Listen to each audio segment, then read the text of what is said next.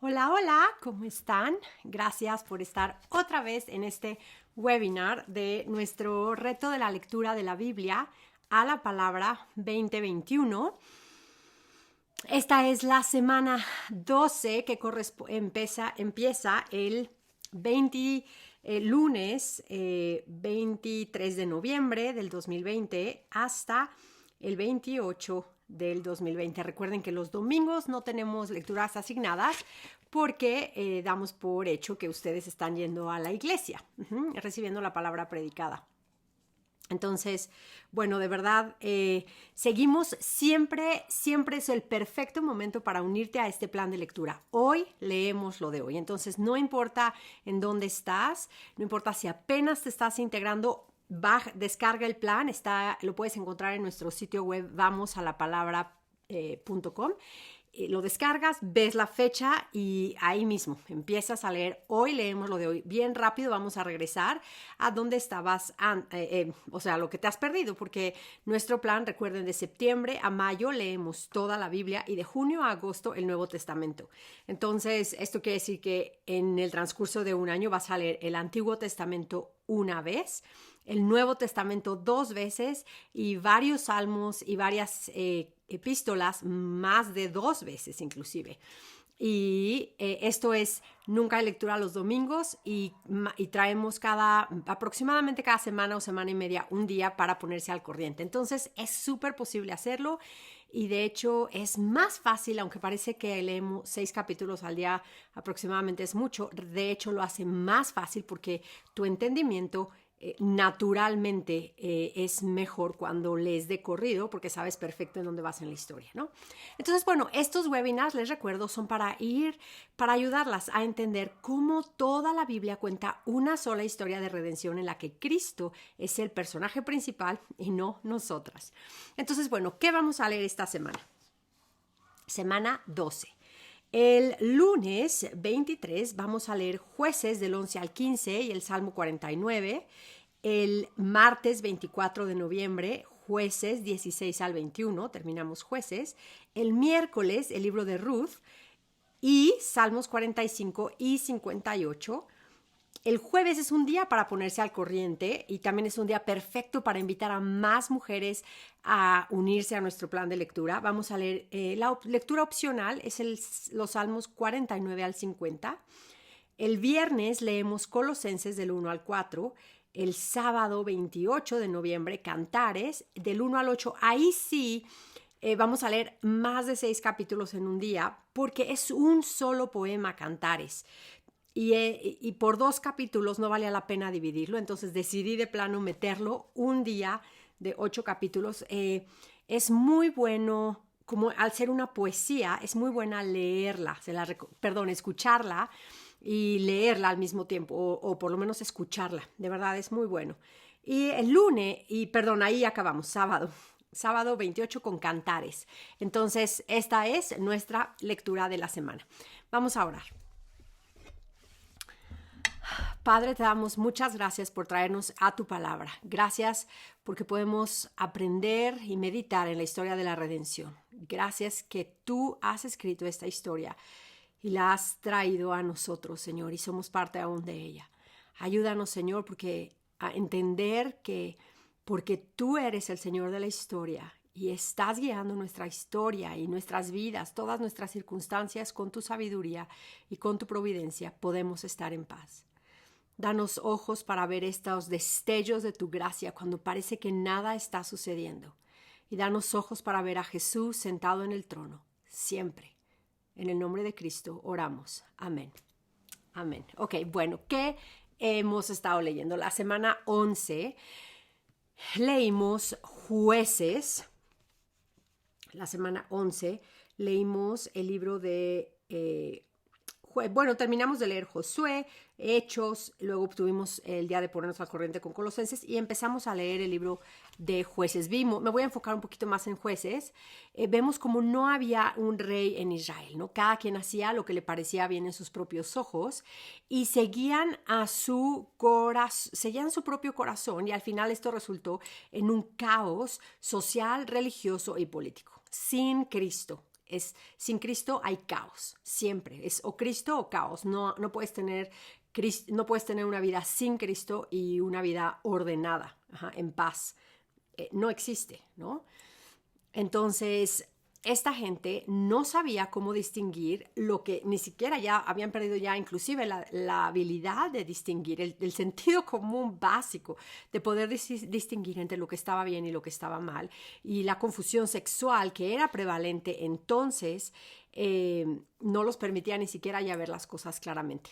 Claro, y esto nos lleva a pensar inmediatamente en la época en la que estamos viviendo, una época en la que realmente vemos la mano de Dios trayendo juicio a las naciones y trayéndonos al arrepentimiento. Está limpiando su iglesia y tenemos que estar conscientes de eso en mucha oración y con mucho temor del Señor. Claro que si estamos en Cristo no tenemos por qué tener temor, ¿no? No tenemos por qué tener temor aunque las naciones se levanten en contra del Señor, del Rey desungido, porque Cristo está en el trono y si estamos en Cristo no tenemos que tener ninguna condenación. Entonces, bueno, manteniendo esto en nuestra mente, quiero hablar hoy de Débora, enfocarme un poquito en Débora, y la razón por la que me quiero tomar un minutito es porque es una de las no muchas mujeres en el feminismo que se ha infiltrado en la iglesia hablan de este ejemplo como un ejemplo perfecto en el que podemos decir que Dios sí usa a las mujeres, sí puede usar a las mujeres para dirigir cuando hay falta de hombres, cuando hay falta de liderazgo. Entonces, bueno, primero recordemos este contexto en el que está sucediendo el momento en que Dios levanta a Débora. Y el contexto es que no había rey y cada quien hacía lo que le parecía bien en sus propios ojos. Entonces, ya con ese contexto claro, podemos discernir sin mucha imaginación que el caso de Débora es un caso único, de verdad, de misericordia, que Dios la levantó, pero no es un ejemplo, no podemos tomar un ejemplo. Es lo mismo como piensen en Oseas, ¿no? Oseas fue un caso único que Dios le pidió a este profeta que se casara con una prostituta, ¿no? Con una mujer que al final del día iba a prostituirse y una y otra vez. Y no tomamos el caso de Oseas y decimos, ¿no? Dios quiere usar, Dios permite que esto suceda para traer gloria a su nombre y hacer un mensaje, ¿verdad? Que no usamos eso. Es lo mismo, es en el caso, y ni Oseas no pecó haciendo esto, Dios lo mandó y lo bendijo en esto y es para nuestro bien esta historia. Lo mismo la historia de Débora. Débora no pecó, la Biblia nunca nos habla de un pecado en ella, pero es un caso que Dios usó cuando todo el mundo hacía, cuando era un caos, cuando todo el mundo hacía lo que le parecía bien en sus propios ojos, que Dios hizo esto. No es en ninguna otra parte de las Escrituras vemos el ejemplo de Débora tomado por ejemplo, en el Nuevo Testamento para enseñarnos un principio. Y lo vemos que la Biblia claramente lo hace todo el tiempo. Si han estado siguiendo estos webinars, ya saben, ya lo hemos visto como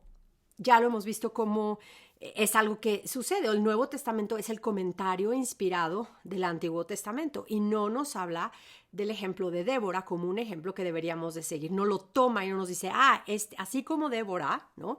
Así como, por ejemplo, Pedro nos habla de, ustedes son hijas de Sara, si se someten a sus esposos y no temen las cosas que son de temer, ¿no? Por ejemplo, no menciona nunca a Débora como un ejemplo al que deberíamos de seguir en liderazgo las mujeres. Es un caso es excepcional que Dios levantó ahí. De hecho, es una gran misericordia que Dios haya levantado a Débora, y fíjense que es más misericordia porque es como Dios se merecían el juicio por el cual estaba viniendo esta guerra y hay necesidad de que alguien se levante.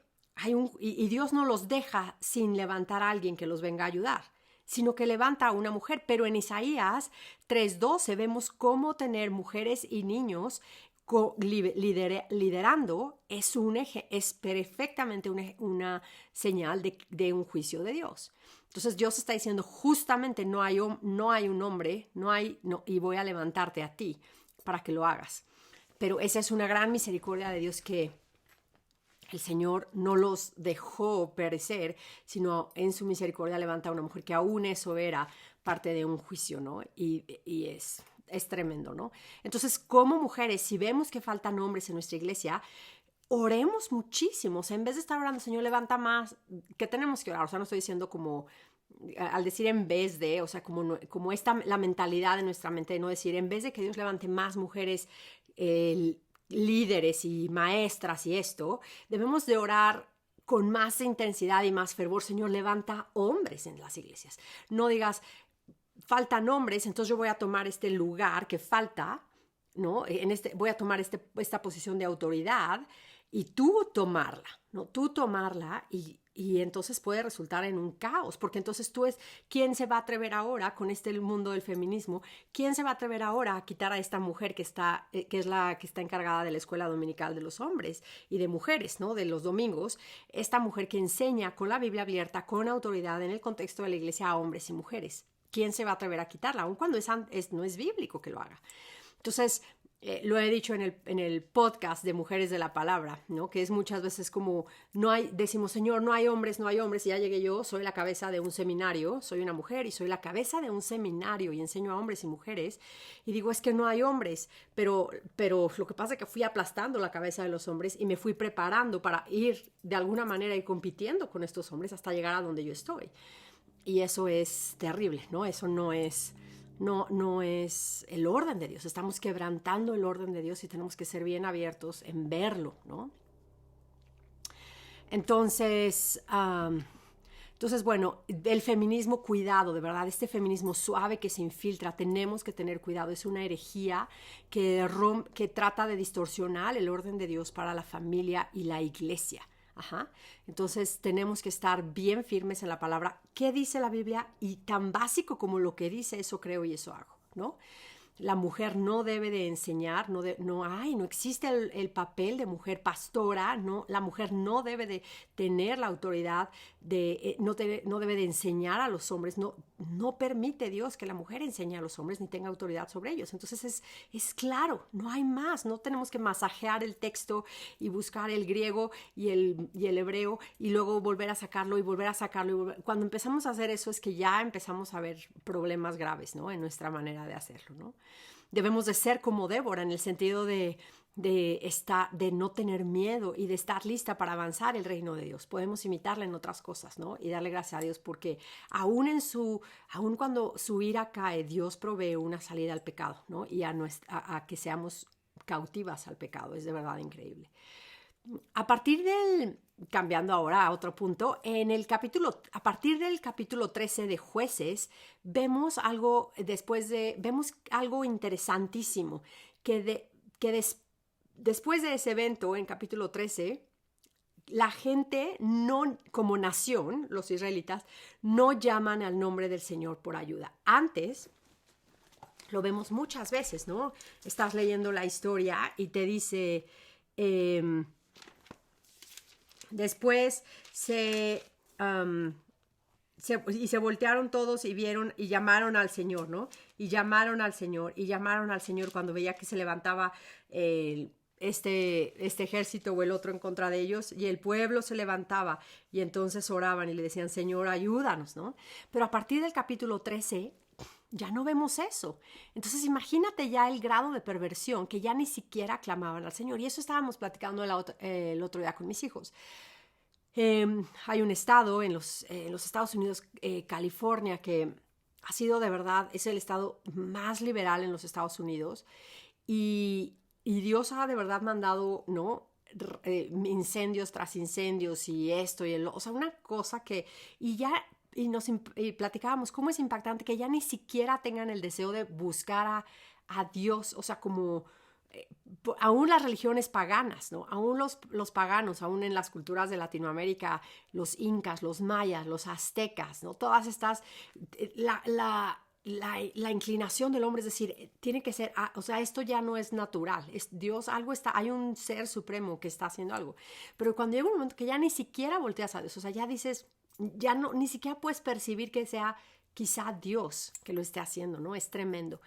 Entonces, y vemos que de todas maneras ellos estaban sin excusa, no había pretexto, ¿no? Aun cuando ellos habían conocido a Dios, no lo glorificaron como Dios ni le dieron gracias, sino que se convirtieron vanos en su manera de pensar y sus corazones fueron entenebrecidos, ¿no? Y por eso es que Dios los entregó, lo platicamos en el webinar de la semana pasada, ese entregarlos a esas pasiones de su propio corazón es en sí ya el juicio. Y eso es algo que tenemos que ver. No nada más es Dios nos va a enjuiciar, vuelvo a repetir lo que dije la semana pasada, no nada más Dios nos va a enjuiciar por los pecados que hoy cometemos, sino ya esos pecados en sí, ese degenere que vemos hoy, ese ni siquiera ver qué es un hombre de una mujer, cuál es la diferencia, qué es un matrimonio, ¿no? Por cuando respetar la vida en el vientre, preservarla, ¿no? Todas esas cosas ya en sí es juicios. Dios nos está diciendo, dejando, ¿no?, a las naciones hacer lo que cada quien quiera. Y eso es lo que nos debe de traer a rodillas a los cristianos, ¿no? Entonces, estas historias que vemos son llenas de corrupción porque Dios entonces ya los dio, ¿no? Entonces el hombre sin gracia, sin Dios, está totalmente depravado, no se puede salvar a sí mismo, no puede hacer nada para salvarse a sí mismo. Es imposible que el hombre pueda agradar a Dios fuera de la gracia que está en Cristo y solamente en Cristo. Entonces, todo esto nos debe de hacer toda la depravación en la que está viviendo nuestro mundo, nos debe de hacer voltear a Cristo y depender de Cristo únicamente, solamente Cristo, solo gracia, y dejar de depender de nuestras propias fuerzas y de nuestros propios deseos de hacer las cosas bien y tratar de hacer las cosas bien. No vamos a poder nunca hacer las cosas lo suficientemente bien para alcanzar el cielo. Necesitamos a Cristo, la obra de Cristo que hemos visto que desde Génesis la hemos visto manifestada hasta la cruz, ¿no? Y la resurrección. Entonces, esto es tremendo, ¿no?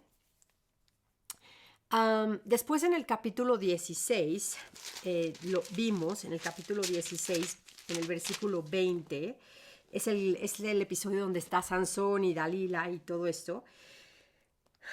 Dice, Sansón, le dijo ella, los filisteos están sobre ti. Y luego que despertó él de su sueño, se dijo, esta vez saldré como las otras y me escaparé. Pero él no sabía que Jehová ya se había apartado de él. Ese versículo me impresiona muchísimo. No sé si ustedes lo notaron también, ¿no? Dice, pero él no sabía que ya Jehová se había apartado de él. Él no sabía. Él dio por sentada, como por hecho, que la gracia de Dios estaba con él. Él creyó que la gracia de Dios lo iba a acompañar aún en su pecado ahí. O sea, aunque yo peque, Dios está conmigo. Mi fuerza viene de Dios, pero ya en un sentido de seguro va a estar ahí, ¿no? Híjole, eso es tremendo, tremendo, tremendo. Y acuérdense en Deuteronomio 8, ya lo leímos, Deuteronomio 8, vimos cómo Dios manda que su gente recuerden lo que Él ha hecho, cómo los libró de los egipcios, cómo los llevó por el desierto, cómo los llevó a la tierra prometida, cómo les dijo, ¿no? Eso, ¿no? Les dijo, y tengan cuidado de no olvidarse del Señor su Dios, no guardando sus mandamientos. Ajá. Dice, porque si no va a pasar un día, a ver, déjenme ver si lo tengo anotado aquí de Deuteronomio 8, pero no puse el versículo. Dice, versículo 11, dice, cuídate de no olvidarte de Jehová tu Dios para cumplir sus mandamientos, sus decretos y sus estatutos que yo te ordeno hoy. No suceda que comas y te sacies y edifiques buenas casas en que habites, y tus vacas y tus ovejas aumenten, y la plata y el oro se multipliquen, y todo lo que tuvieras se aumente, y se enorgullezca tu corazón, y te olvides de Jehová tu Dios que te sacó de la tierra de Egipto, de casa de servidumbre, que te hizo caminar por un desierto grande y espantoso, lleno de serpientes ardientes y de escorpiones y de sed donde no había agua, y él te sacó de la roca del pedernal, porque te sustentó con maná en el desierto, comida que tus padres no habían conocido, afligiéndote y probándote para la postre hacerte bien. Y digas en tu corazón, mi poder y la fuerza de mi mano me han traído esta riqueza. Sino, acuérdate de Jehová tu Dios, que juró a tus padres como en este día. Mas si llegares a olvidarte de Jehová tu Dios y anduvieres en pos de dioses ajenos y les sirvieres a ellos y te inclinares, yo lo afirmo hoy contra vosotros que de cierto pereceréis. Qué tremendo, ¿no? Entonces aquí lo vemos, o sea, presumir de la gracia de Dios, presumir de la misericordia de Dios es el camino facilísimo, inevitable de llegar a la muerte, ¿no? Es tremendo, ¿no? Esto es exactamente lo que le pasó a Sansón. Él olvidó por qué él era fuerte. Él olvidó que Dios era el que le estaba dando esa fuerza para salvar a su pueblo. Él olvidó hacer el nombre de Dios glorioso a través de la fuerza, del don que Dios le había dado a él. Él olvidó eso y entonces Dios lo dejó. Lo dejó. Claro, por un tiempo. Uh-huh. Porque Dios había prometido que a través de la vida de Sansón iba a liberar, iba a traer juicio. Y por eso es que Dios muestra gracia a Sansón. En Jueces 20:28, regresando a Jueces, en Jueces 20:28, dice, y Finé, Jueces 20:28, Dios llama, Sansón llama a Dios. De hecho, tengo la cita equivocada aquí, pero vemos que Sansón finalmente llama al Señor otra vez y Dios lo escucha, ¿no? Y me encanta que dice, ay, lástima que no tengo la cita mal y ya no me da tiempo ahorita de buscarla, pero Matthew Henry dice, la fuerza que Sansón perdió a causa de su pecado la recupera a través de la oración. Me encanta eso, ¿no? Entonces, si has pecado, arrepiéntete y cree antes de que sea demasiado tarde. Arrepiéntete y cree y ven, recupera esa fuerza a través de la gracia de estar pegada a Cristo, ¿no? Eso es la oración en ese sentido, ¿no? Entonces, claro que también es bien importante, ya lo hemos mencionado muchas veces, dejar que el Nuevo Testamento haga la labor por la cual lo tenemos, que una de ellas es ser el comentario inspirado del Antiguo Testamento. Entonces vamos a ver qué dice Hebreos 11 de algunos de los personajes que vemos en este libro.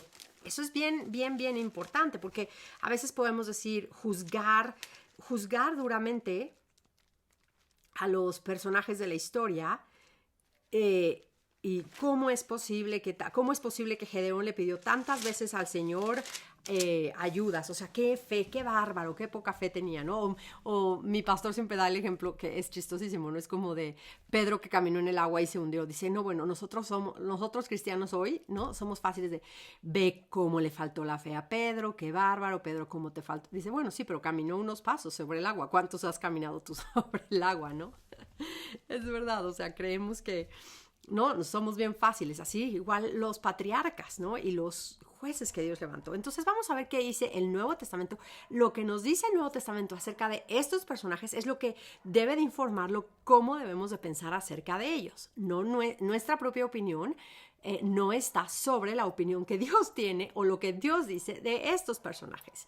Por eso Hebreos 11 también es bien importante tenerlo en cuenta. Y también es bien importante, ya lo he mencionado en otros webinars también, hacer esto de referencias. Anota tú en tu propia Biblia, por ejemplo, estas citas que estamos viendo, ¿no? O sea, cuando veas Hebreos 11 y veas a estos personajes nombrados, búscalos en el Antiguo Testamento y pon la referencia en los dos, en ambas historias. En la del Antiguo Testamento, cuando menciona a Gedeón, Hebreos 11, lo escribes junto a Gedeón, y en Gedeón pones la versículo de Hebreos 11, ¿no? Y viceversa. Sí, entonces te vas acordando cómo el Nuevo Testamento es el comentario. Entonces vamos a leer Hebreos 11, 32 al 34. Dice, ¿y qué más digo? Porque el tiempo me faltaría contando de Gedeón y de Barak, fíjate qué chistoso, ¿no? Que lo menciona. Y de Sansón o Jefte, que lo leemos y decimos, ¿cómo es posible lo que hizo Jefte con su hija? Que no la ofreció en sacrificio humano, porque hubiera sido contrario completamente a lo que Dios dice, sino la ofrece en servicio al templo, que es que ella no iba a casarse ella. Entonces, pero fíjense cómo menciona a ellos, ¿no? O sea, estos hombres están en el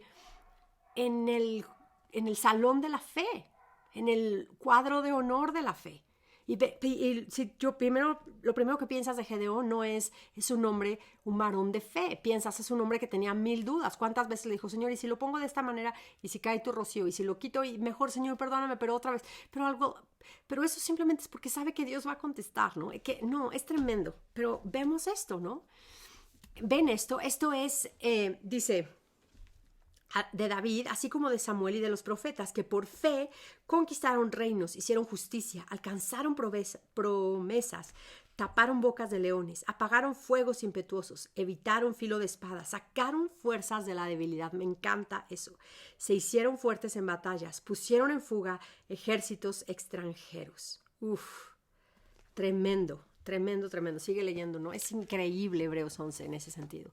¿Lo ven? Es maravilloso dejar cuando dejamos que la Escritura interprete a la Escritura. Podemos entonces, de verdad, empezar a entender, ¿no? Estos hombres eran maravillosos porque porque tenían fe en Dios, que Dios cumple siempre sus promesas. A través de la fe, ellos conquistaron reinos.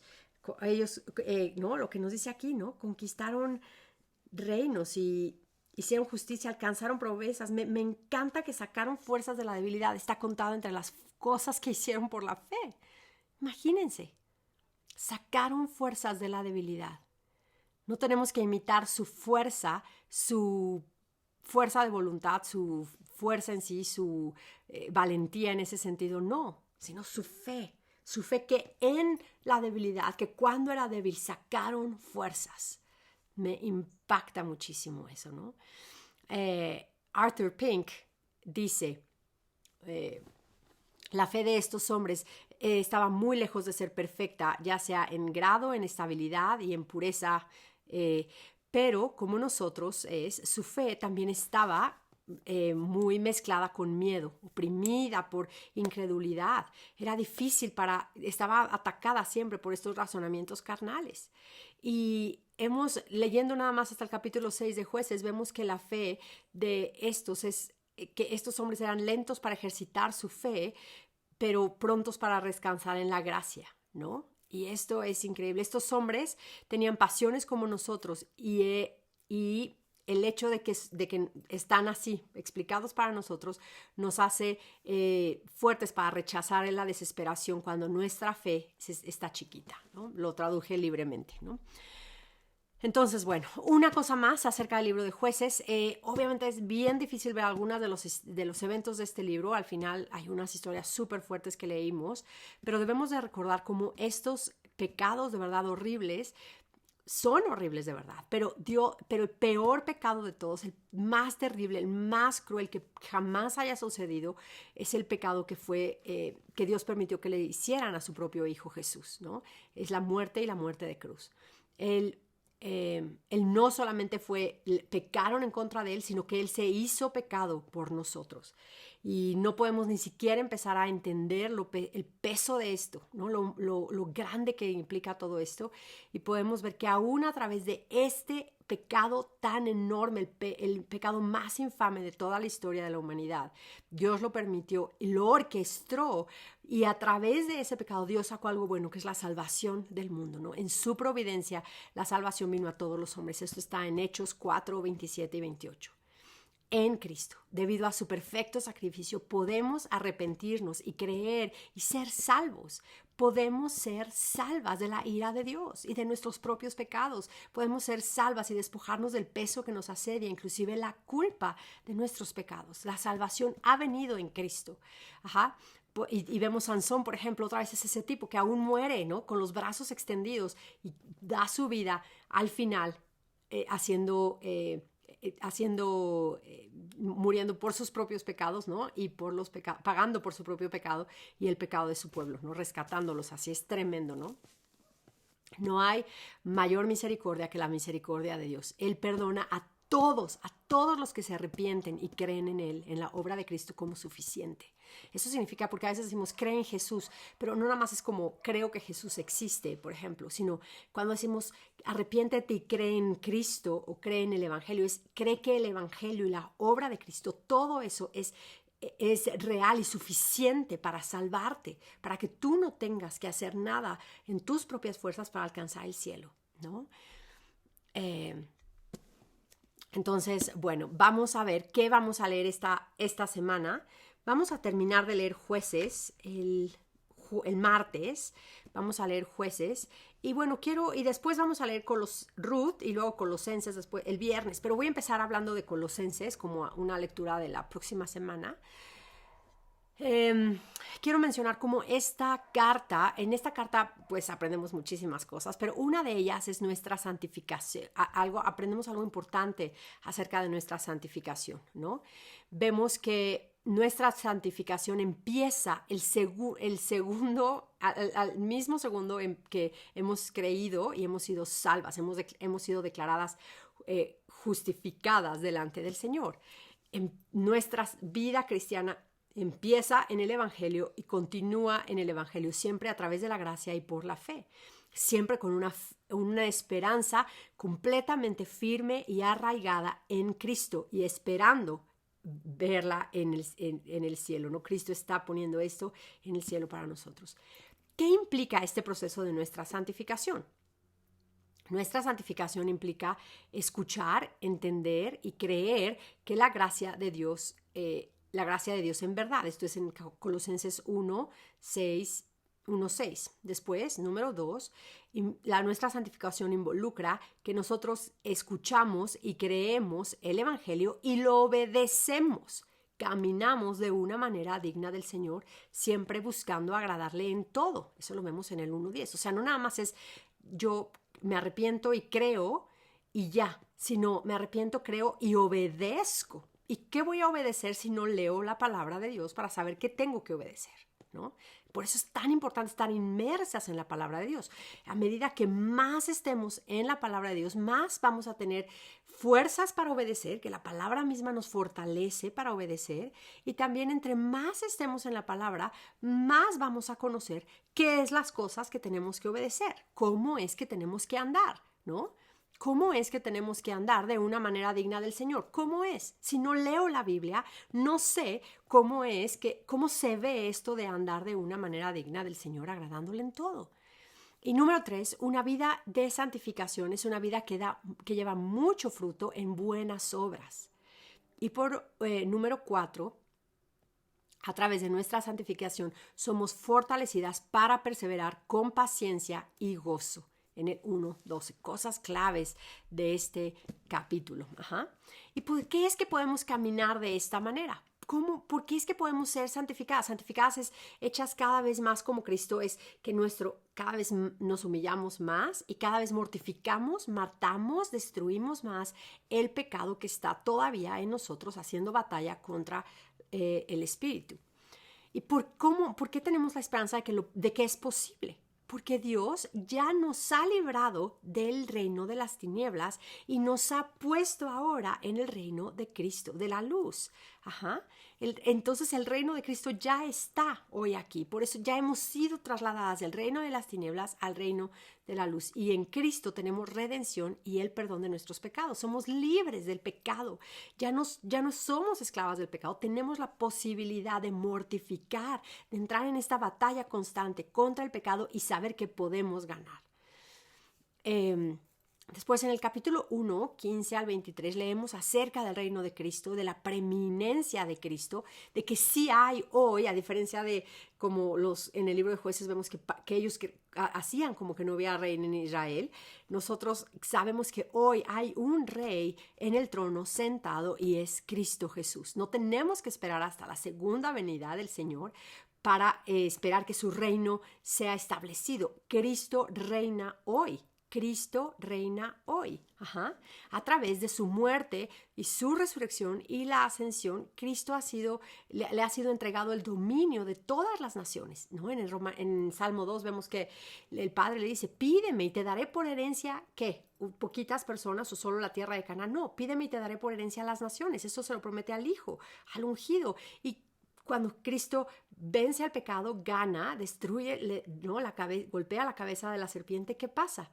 Le pide al Padre por herencia a las naciones y el Padre se las da. El reino de Cristo está aquí y nuestro evangelismo es ir a anunciar el reino de Cristo ha llegado, ¿no? Y vamos avanzando y tomando como en Josué y Hechos lo leímos, ¿se acuerdan? Como vimos que es esta avanzada de ir tomando lo que ya nos pertenece estando en Cristo. Entonces, si pudiéramos, otra cosa importantísima en Colosenses, que quiero leer, de hecho, en Colosenses 1, 19 al 20, Efesios y Colosenses.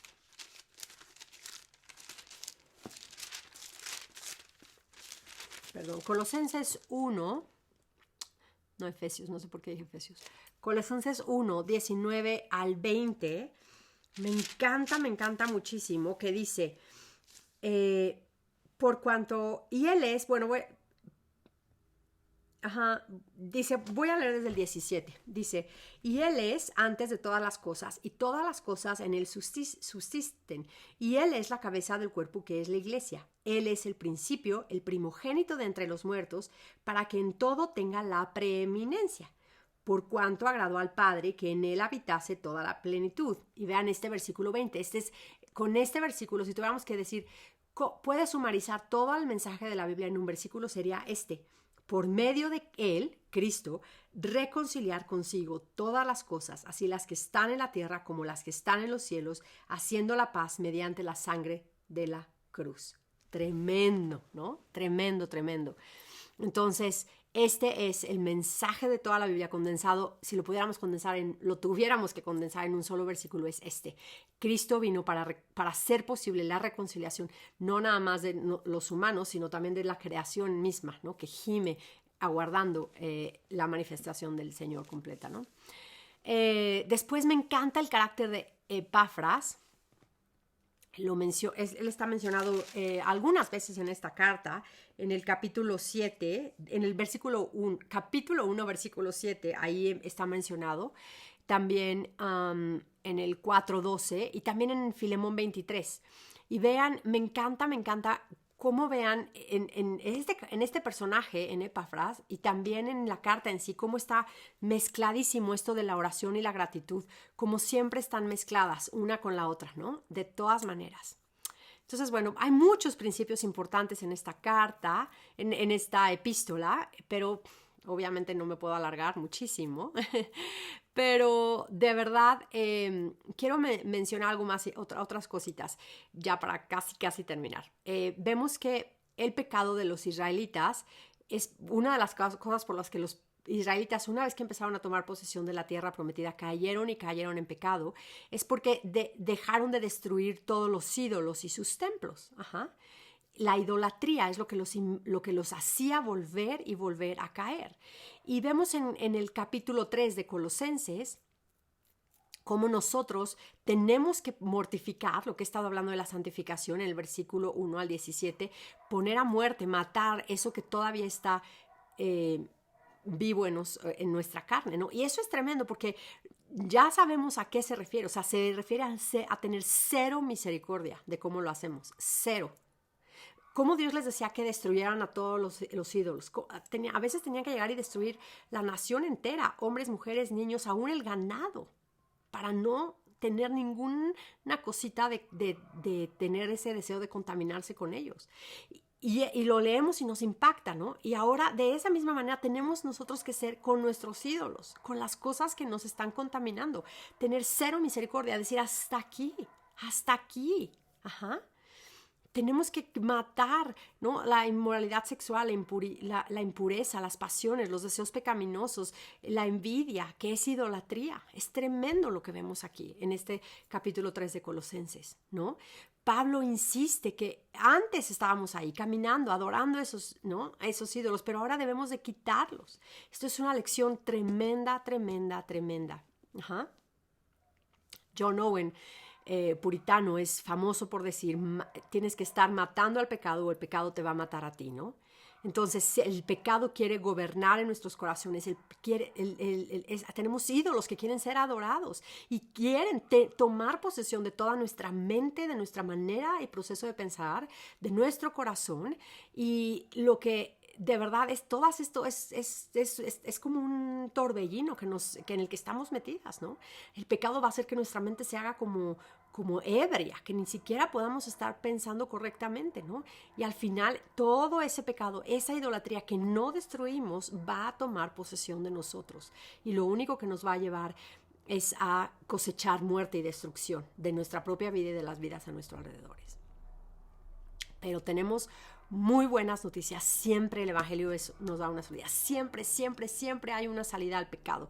Y es cómo empezamos a matar a ese pecado, cómo empezamos. Si estás metida en una bola de pecados, ¿cómo empiezas? ¿Por dónde empiezas? Dices, ¿cómo empiezo a poner orden en mi vida?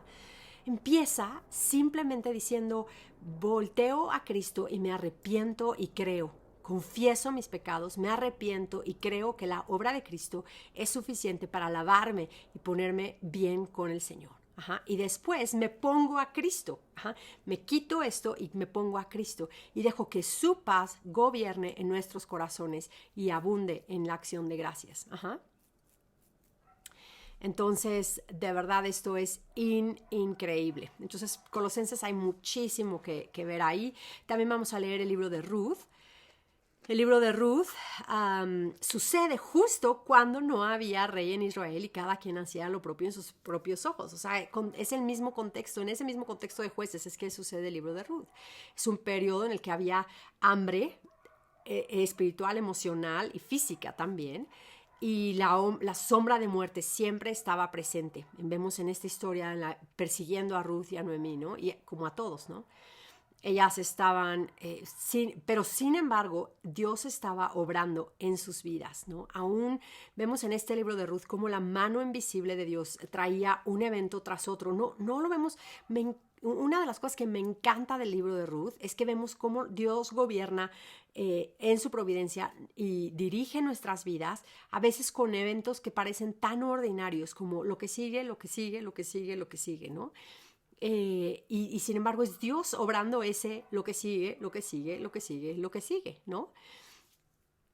Ahí en medio de esa devastación vemos la mano de Dios, de su providencia, trayendo algo bueno para sus vidas, llevándolas a un lugar de hambre a un lugar de descanso y bendición que impactarían al resto de la humanidad.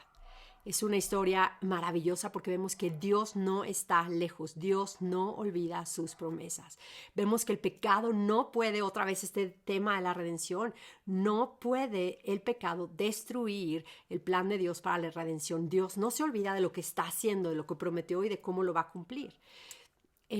No sabemos cuáles son, por qué, si estas calamidades que llegaron a la vida de Noemí y Ruth eran parte de la consecuencia de haber a lo mejor adoptado algunas de las maneras de los moabitas. Simplemente sabemos que ella y su esposo se mudaron en algún momento a Moab y sus hijos se casaron con mujeres moabitas. Pero si las cosas, si todo lo que sucedió fue, no sabemos, pero si hubiese sucedido como un resultado directo de su pecado, podemos de todos modos no perder esperanza, porque vemos que aún ahí no hay pecado tan grande que Dios no pueda perdonar y que no hay historia que Dios no pueda redimir. Aún Ruth, siendo una moabita, aún Ruth no era una gentil, aún ahí fue traída al pacto de Dios y vino a ser en la línea del cual nuestro Redentor, Cristo Jesús, nacería, ¿no? Ella y Boaz se fueron los abuelos del rey David, y después de la línea del rey David es que nace Jesús. Entonces, de verdad es increíble. Naomi es una mujer que está amargada y su estar amargada aún la hizo estar ciega, ¿no? No ve que llega a Belén, a donde es la casa de pan. Belén quiere decir casa de pan, y en su providencia había llegado justo cuando era la época de la cosecha, ¿no? Les dice a todo el mundo, llámenme Mara, porque Dios ha tratado conmigo amargamente. Pero no se da cuenta, o sea, está tan cegada que ni siquiera ve que ni siquiera está sola. Viene con Ruth, ¿no?